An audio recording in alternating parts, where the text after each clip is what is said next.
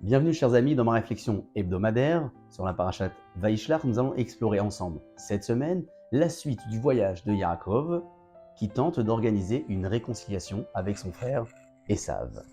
Au cours de son voyage, il traverse le Jourdain avec sa famille après l'avoir divisé à l'aide de son bâton, comme le fera plus tard Moshe Rabbeinu pour pouvoir traverser la mer entouré du peuple d'Israël.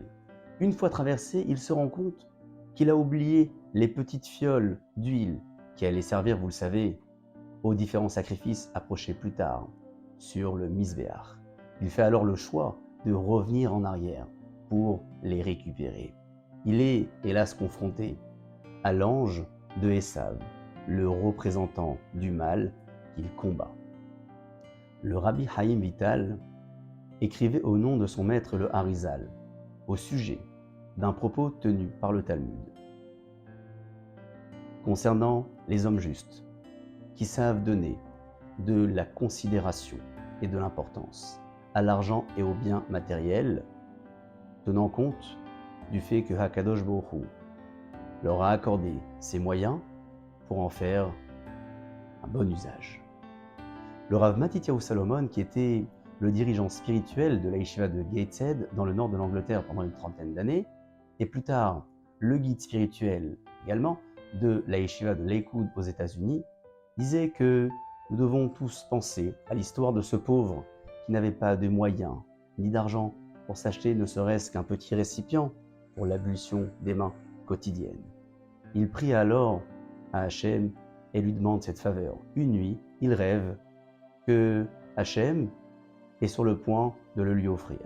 Au petit matin, il se réveille et trouve un petit récipient près de son lit et il remercie son créateur. Des années plus tard, cet homme pauvre devint riche. Il décide alors de déménager pour aller habiter vers un endroit plus spacieux. Au milieu du déménagement, il se rend compte de l'absence de ce petit récipient. Il s'inquiète, le recherche et sollicite l'ensemble des ouvriers présents qui s'étonnent quant à l'importance qu'il témoignait pour ce petit récipient. Et il leur dira ô combien ce petit cadeau lui a été offert, particulièrement par la main de Hakadosh Baruch Hu. C'est le combat que Yaakov a mené contre l'ange de Esav, qui donnait lui certainement de l'importance à l'ensemble des moyens matériels acquis de manière permise ou interdite. L'image de Esav, qui le faisait également, Yaakov, lui, fait le choix de donner de l'importance aux biens matériels et à l'argent qu'il a acquis de manière permise sans avoir touché à ce qui ne lui appartenait point.